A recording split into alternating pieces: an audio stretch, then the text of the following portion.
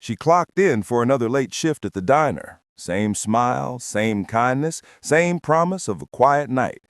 But behind that kitchen door waited something far from ordinary. A manager whose idea of discipline would turn into a nightmare no one could have imagined. Within minutes, a simple misunderstanding spiraled into humiliation and fear, all because of the color of her skin. What happened in that locked bathroom would echo far beyond those walls, and when the truth came out, the entire city would learn exactly who she was and who her husband is. Her name was Alana, a 27-year-old waitress who'd made the diner her second home. Every morning she tied her apron the same way, humming old soul songs as she poured coffee for the regulars. Customers loved her. Her laughter could soften even the hardest workday. For Alana, the diner was more than a job. It was proof that good work and patience could build a future. She was saving for nursing school, dreaming of a better life for her and her husband, Marcus, a quiet man with a steady heart and quiet strength. But beneath the hum of the coffee machines and clatter of plates, something unsettling was brewing. The manager had been watching her differently lately. Tight smiles, cold eyes, whispered criticisms that stung harder each time. Still, Alana brushed it off, believing in the good she saw in people. That belief was about to be tested in a way she could never have imagined. That evening, the diner buzzed with its usual rhythm, clinking plates, sizzling oil, soft country music whispering from the radio. But the air around Alana felt different. The manager's tone had turned colder in recent weeks, his comments sharper. He questioned her choices, her attitude, even the way she greeted customers. Each word left tiny bruises she tried to ignore. She told herself it wasn't personal, she just needed the paycheck. Then came the night everything unraveled. A spilled drink, a late order, a moment's delay, nothing more than the chaos of a busy shift. But to her manager, it became something bigger, a reason to prove his authority. His face twisted with controlled anger as he motioned for her to follow him. Workers glanced nervously, pretending not to see. The hallway to the back room suddenly felt longer, darker. Inside the staff corridor, his voice dropped low, cold enough to sting. He accused her of being careless, disrespectful. Alana stood frozen, hands trembling, trying to apologize, to explain. But his eyes weren't on her words, they were on her skin, on the audacity of her standing tall. A silence thickened between them, a silence louder than any shout. Then came words she never expected. "You need to learn discipline." Before she could process what was happening, he gestured toward the restroom. When she hesitated, his voice rose, sharp, commanding. Reluctantly, she stepped inside.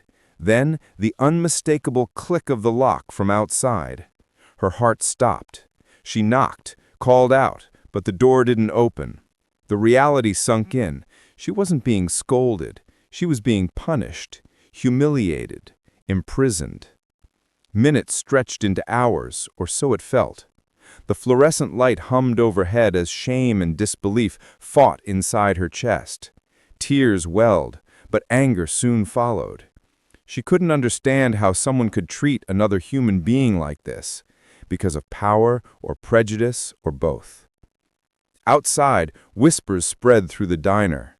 A coworker heard something, a faint pounding from behind the bathroom door. But fear kept them still. The manager moved through the restaurant as if nothing had happened, serving customers, pretending normalcy. It was an ordinary night, on the surface. Hidden beneath, a woman waited in silence, praying someone would open that door. When the knob finally turned, Alana expected her manager's glare, but it wasn't him. Someone else stood there, wide-eyed at what they'd discovered. The moment his voice carried through the restaurant, everything changed. The truth had been locked away, but not for long. When the door opened, Alana staggered out, her legs weak, but her resolve hardened. Coworkers gasped, horrified at the sight. Her tear-streaked face, the trembling in her hands, the quiet fury behind her eyes. The manager froze, mid-stride, his mask of authority slipping as a silence gripped the diner. Someone had already called Marcus. He arrived within minutes, still in his work uniform, eyes storm-dark with disbelief. He didn't raise his voice. He didn't have to. His presence alone drew every gaze, his calm more chilling than any outburst. He asked, simply, what had been done to his wife. The room held its breath. The manager's excuses stumbled out: miscommunication, overreaction, company policy. But none of it could cover what everyone saw. A woman humiliated, a man stripped of dignity by cruelty, hiding behind a manager's badge. An older couple in their booth stood first, then others followed. Customers who had once smiled, eaten, and left in peace now confronted the ugliness they'd ignored for too long. Phones raised, cameras captured faces, words, truths. The image of Alana standing beside Marcus, shaken but unbroken, spread faster than the manager could comprehend.